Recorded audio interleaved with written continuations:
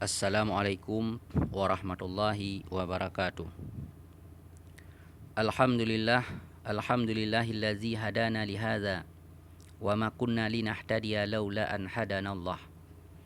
Asyhadu an la ilaha illallah wahdahu la syarikalah wa asyhadu anna sayyidana Muhammadan abduhu wa rasuluhu la nabiyya ba'dah.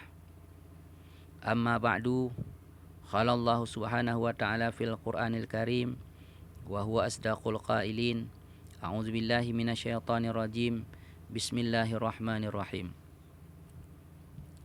Rabbi shrahli sadri wa yassirli amri wahlul 'uqdatan min lisani yafqahu qawli. Shadaqallahul azim wa sadaqa rasuluhul karim wa nahnu ala zalika minasyahidina syakirina, amma ba'du. Segala puji-pujian bagi Allah yang telah menunjuki kami kepada menuntut ilmu. Dan tiada kami beroleh petunjuk jikalau tiada menunjuki akan kami oleh Allah. Saya hanyalah santri biasa yang cuma ingin berbagi. Pada kesempatan kali ini, saya akan membacakan kitab Kifayatul Ghulam. A'udzubillahi minasyaitonirrajim. Bismillahirrahmanirrahim. Halaman 12. A'udzubillahi minasyaitonirrajim. Bismillahirrahmanirrahim. Adapun yang makruh dalam sembahyang itu yaitu 15 perkara.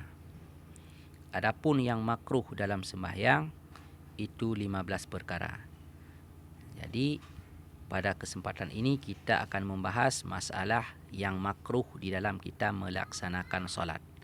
Kita solat tapi kita kerjakan perbuatan yang 15 ini, kita akan dicatat sebagai orang yang mengerjakan perbuatan makruh di dalam sembahyang.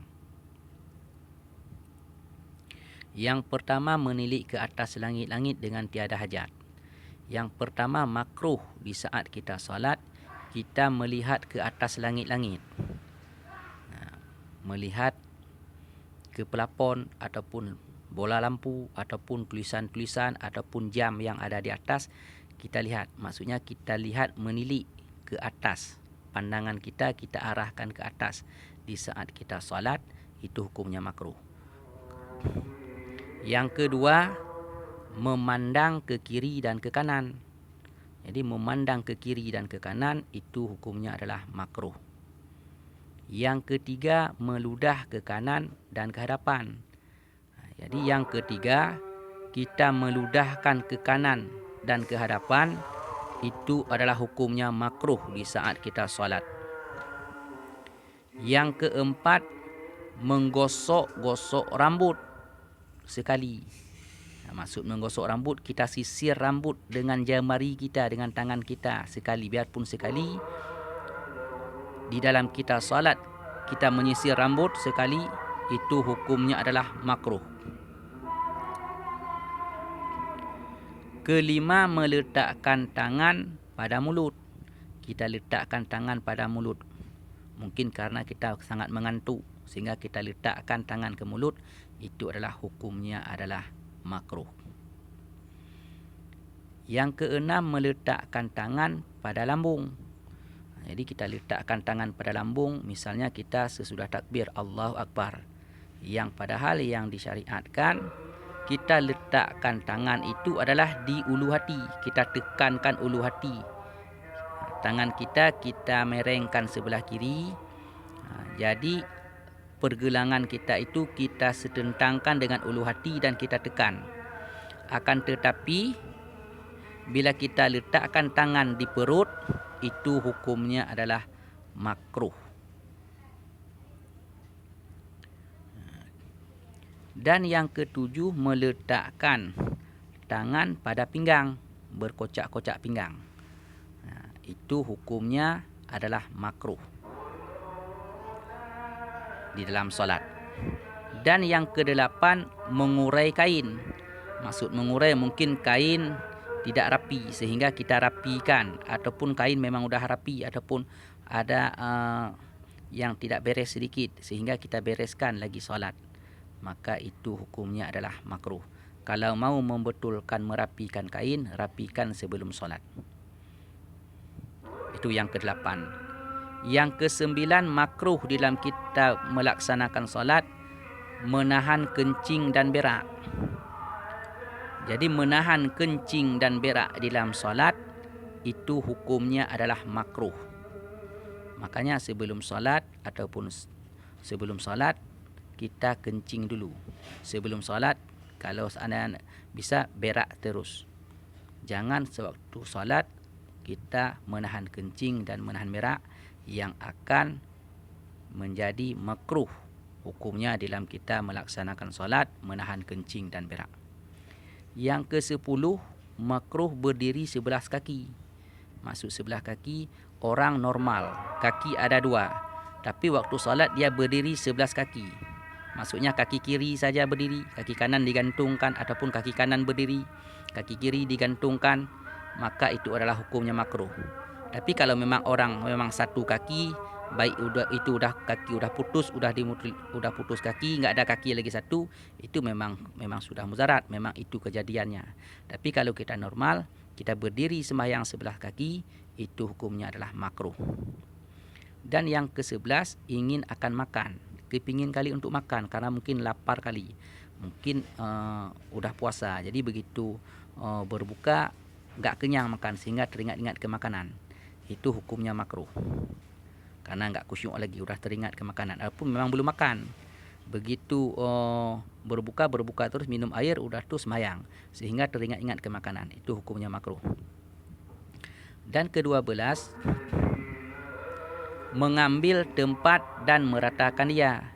Yang ke-12 adalah mengambil tempat. Maksud mengambil, mungkin kita geser sedikit, kita rata-ratakan dengan kaki, ataupun kita ratakan tempat sujud kita. Mungkin kita solat di pasir, di tepi laut, di pasir, sehingga tidak rata, kita ratakan dengan kaki ataupun dengan tangan di tempat sujud. Itu hukumnya adalah makruh.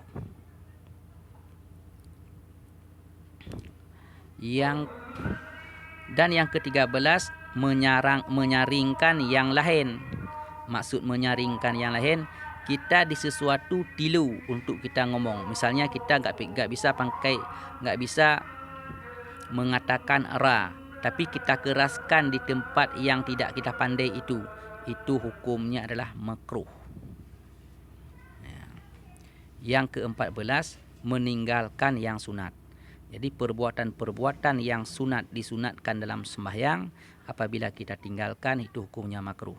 Baik itu sunat hay'ah ataupun sunat-sunat lain.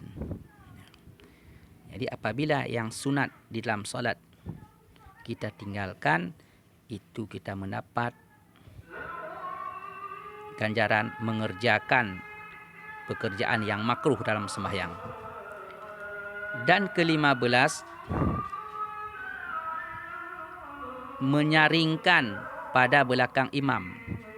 Jadi yang ke-15 adalah menyaringkan di belakang imam. Bagaimana maksud menyaringkan? Kita keraskan suara padahal kita di belakang imam, tapi besar pula suara kita daripada suara imam. Itu hukumnya makruh. Sekarang kita ulangi karena sudah sampai waktu salat. A'udzubillahi minasyaitonirrajim. Bismillahirrahmanirrahim. Adapun yang makruh di dalam sembahyang itu yaitu 15 perkara. Pertama, menilik ke atas langit-langit dengan tiada hajat. Dan yang kedua, memandang ke kiri dan ke kanan. Dan ketiga, meludah ke kanan dan ke hadapan. Dan keempat, menggosok-gosok rambut sekali. Dan kelima, meletakkan tangan pada mulut. Dan yang keenam, makruh sembahyang, meletakkan tangan pada lambung. Dan yang ketujuh, makruh dalam sembahyang, meletakkan tangan pada pinggang. Dan yang kedelapan, mengurai-ngurai kain, makruh sembahyang. Dan yang kesembilan, menahan kencing dan berak. Dan yang ke-10, makruh pada sembahyang berdiri sebelah kaki. Dan yang ke-11 makruh sembahyang ingin akan makan. Dan yang ke-12 makruh dalam sembahyang mengambil tempat dan meratakan dia. Dan yang ke-13, menyaringkan yang lain, yang tilu. Dan yang ke-14, meninggalkan yang sunat, makruh dalam sembahyang, meninggalkan sunat. Dan yang ke-15, menyaringkan pada belakang imam. Jadi membesarkan suara di belakang imam. Itu hukumnya adalah makruh. Berhubung sudah sampai waktu salat, mungkin hanya ini saja dulu yang dapat saya sampaikan. Jika dikehendaki Allah, di lain kesempatan saya sambung lagi. Dan jika yang saya bacakan sesuai dengan tuntunan yang telah disyariatkan, yakinlah itu semua dari didikan dan bimbingan guru saya. Dan jika yang saya bacakan tidak sesuai dengan tulisan kitab yang dimaksud, itu semua karena kebodohan saya, karena kedangkalan ilmu saya, karena kedangkalan pengetahuan saya. Mungkin sewaktu dalam belajar saya ketiduran ataupun tidak konsentrasi, sehingga apa yang diajarkan oleh guru saya tidak dapat tercerna sepenuhnya oleh ingatan saya, sehingga saya salah dalam membacakan tulisan kitab, salah dalam penyampaian, dan salah juga dalam menjelaskan maksud-maksud serta keterangan-keterangan dan dalil-dalilnya. Maklumlah, saya masih dalam belajar, masih dalam menuntut ilmu. Atas kesalahan dan kesilapan saya mohon maaf. Saya akhiri. Wallahul muwaffiq ila aqwamit thariq. Wassalamualaikum warahmatullahi wabarakatuh.